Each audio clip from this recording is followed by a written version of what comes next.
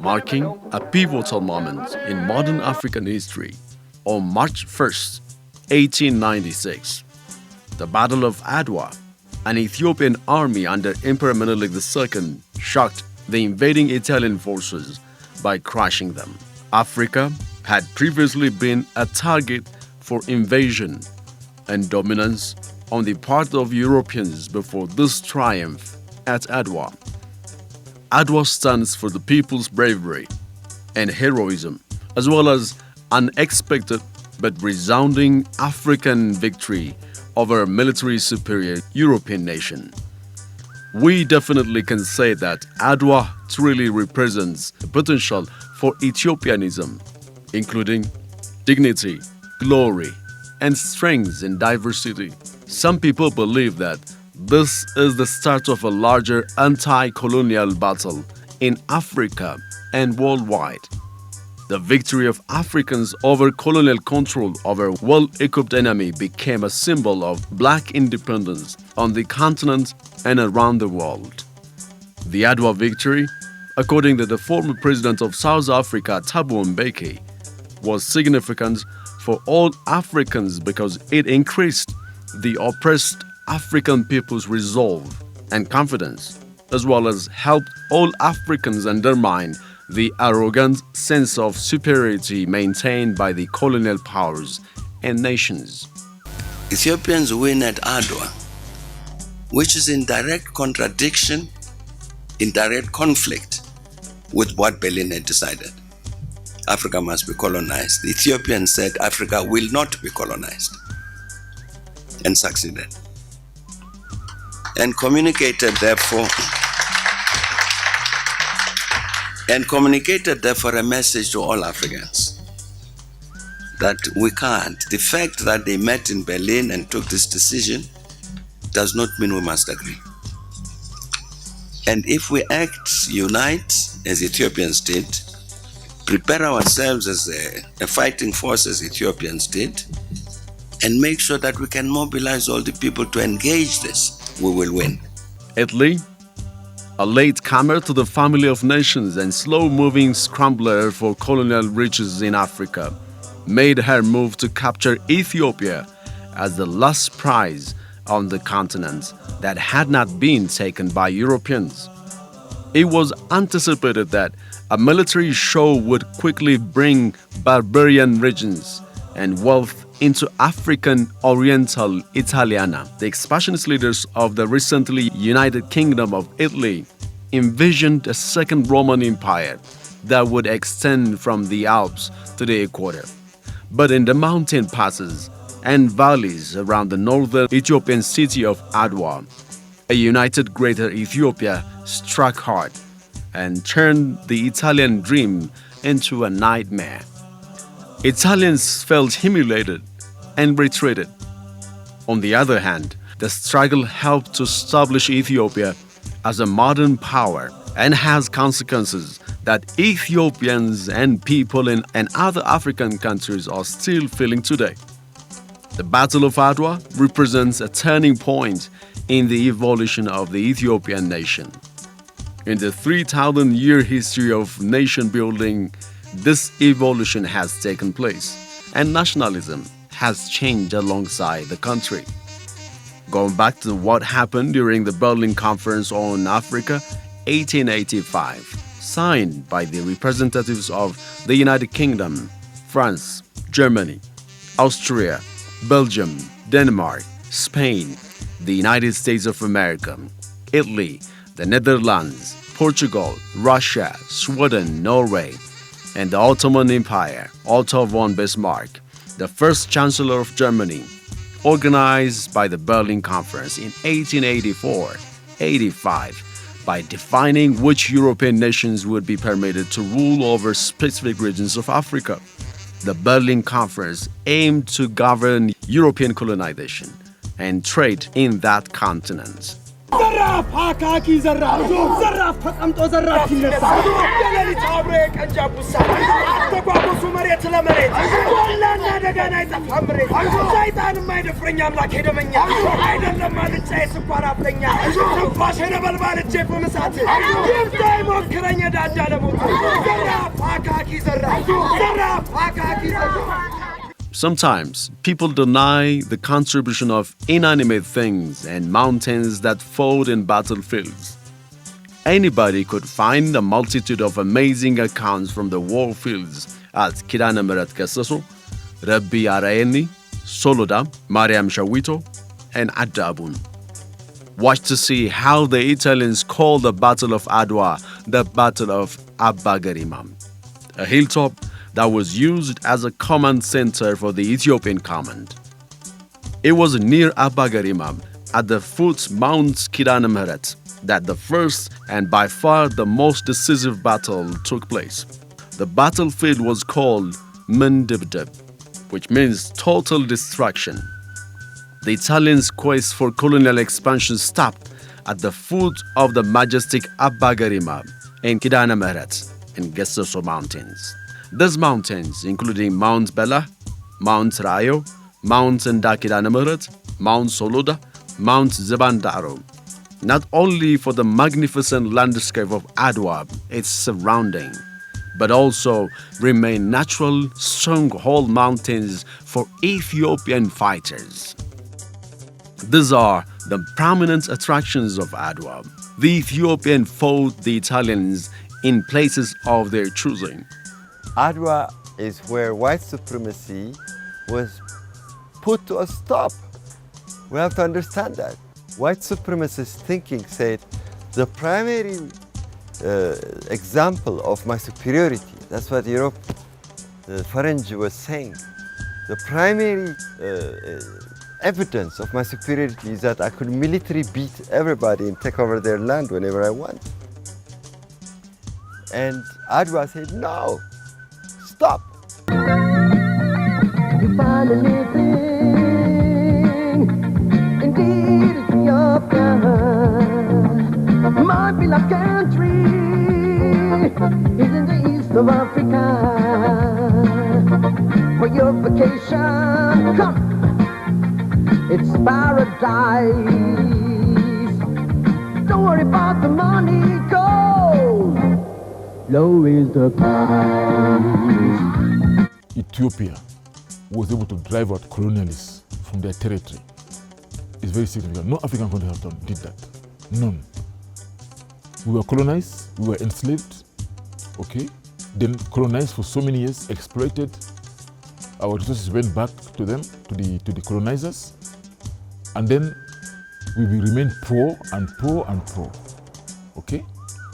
But then, because Ethiopia is the only country in Africa that was able to drive out colonialists, I think that's very, very significant indeed. You didn't have to fight for independence. But the Battle of Adwa, which came in as a victory for Ethiopia, was also a victory for Africa. And I think Africans, after the victory of Adwa, were inspired by that victory to demand for independence. And that's why this spirit of Pan-Africanism came. Numerous heroes and heroines have captured our attention and elevated to legendary status. However, there are not many historical success-born leaders, societies for centuries, and they will continue to fascinate people for decades to come. Abba-Nagam is one such a leader, a charismatic persona at that. A British historian described Ras Alula Ngida Kobe as the greatest leader that Abyssinia has produced since the death of Emperor Theodros in 1868, as recalled by the Ethiopians in their literature. The famous and brave Ras Alula was a great warrior, whose bravery and military prowess aided in numerous significant victories over Ethiopia's adversaries. Alula was regarded by both Italians and Ethiopians as the most tenacious opponents of Italian meddling in the Ethiopian affairs. Ras Alula Ngida, known by his name Waddukubi, had already enjoyed the benefits of Dejazmach Kasa Mircha, the future Emperor Yohannes of Ethiopia, in his early 20s. عم بسازي صحف حدان زفكر كم تم ودوبي نالبو زغبر Simply conducting a study of 19th century world politics, particularly that of the Horn of Africa, will provide a thorough understanding of Alula's life and the part he played in Ethiopian global politics. Alula had to deal with what appeared to be unavoidable European interests in Africa and threat of colonization. Infiltration of northeastern Africa had started by the English, French, and Italians. The politics in the Horn of Africa were unhealthy. Emperor Johannes was fortunate to have Alula, one of the best African generals, possibly the grandest of all after Hannibal, whose lexicon doesn't include defeat and/or failure. Egypt and the Mahdi's Eastern Sudan state both wanted to encroach on Ethiopian territory and expand their borders. The battles of Gundat and Gura in November 1875 and March 1876 respectively, where Alula routed and defeated the Egyptians and demonstrated his capacity as a leader. He was only about 35 years old when he was elevated to the rank of Ras following these significant battles. Alula received the additional title of Turk Basha from the emperor at this time, as well as because he needed to be on guard against yet another threatening Turkish force. After Gura, Johannes appointed Alula as governor of Merab Melash or Midr Bahari. Alula carried out all necessary plans, logistics, and strategies to move against the Mahdists, despite being bothered by regional chiefs who refused to acknowledge his authority as governor.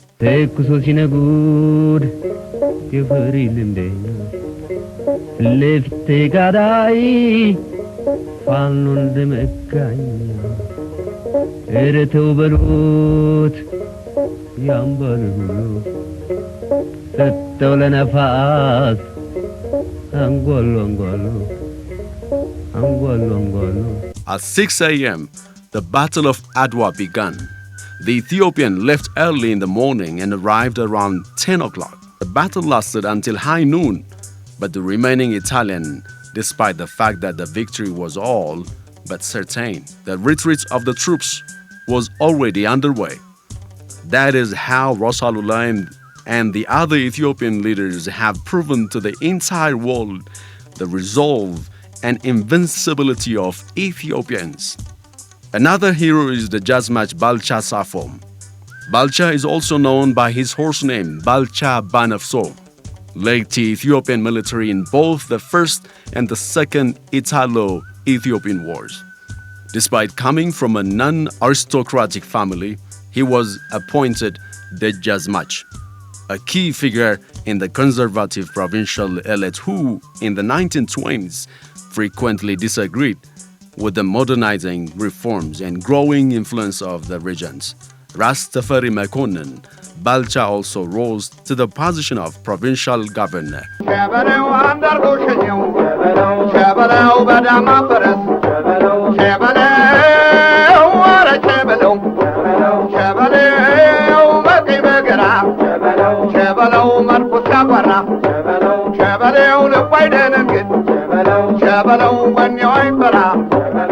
Among those who contributed, there is one more worth mentioning.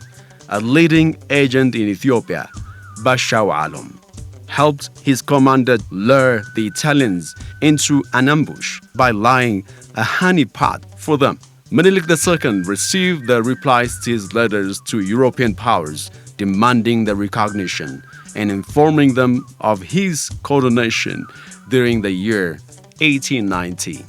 Notably, Britain and Germany argued that Menelik II should have communicated through Italy in accordance with the Article 17 of Wuchale Treaty. Infuriated by this reply, Emperor Menelik immediately wrote to King Mborto on September 26, 1890, criticizing Article 17 of the Treaty of Wuchale. The relationship between Ethiopia and Italy quickly deteriorated. Ultimately, an advance force headed by Ras Makonnen and assisted by Ras Alula, Ras Mikhail of Wollo, Ras Wale of Yeju, as well as a number of other commanders were sent to join Mangasha and Tigray.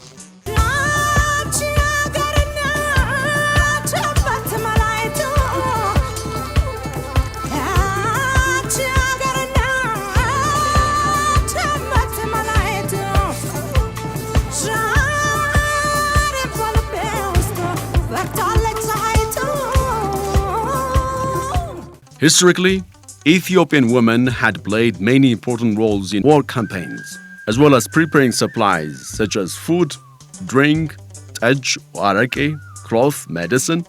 They were also known to encourage soldiers in the midst of the battle, emboldening them to achieve greater feats, as laws governing land tenure usually required at least part-time military service in times of war.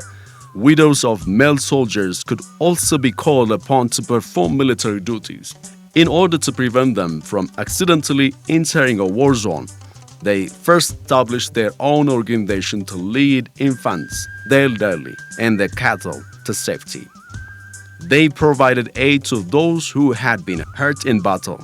They made sure that no one was left behind and transported the injured to locations where they could receive aid. You finally think, indeed Ethiopia might be like country is in the east of Africa. For your vacation, come, it's paradise. Don't worry about the money, go. Low is the price.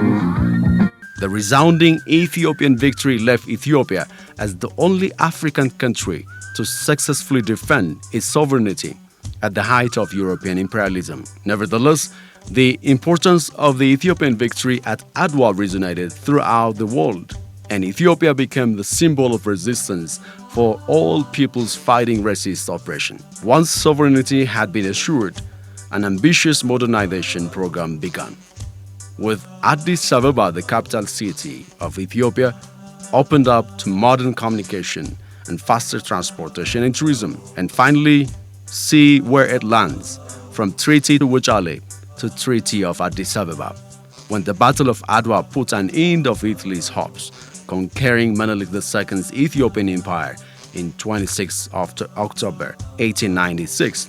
The two nations signed the Treaty of Addis Ababa, confirming Ethiopia's independence in one of the first decisive setbacks to European scramble for Africa. Following ratification of treaty by the King of Italy in January 1897, Britain and France also concluded treaties with Ethiopia, confirming its independence. Thanks to the leadership of Emperor Menelik and other leaders who brought this victory of Adwa, now we enjoy the peace we have. A free land, a free continent. That is why we are now celebrating the victory of Adwa. The victory of Adwa ignited a lasting flame of desire, of freedom and independence in the hearts of African people. At last, we all are able to declare Adwa is a reminder of black people's atonement and emancipation. This is Adwa. Adwa,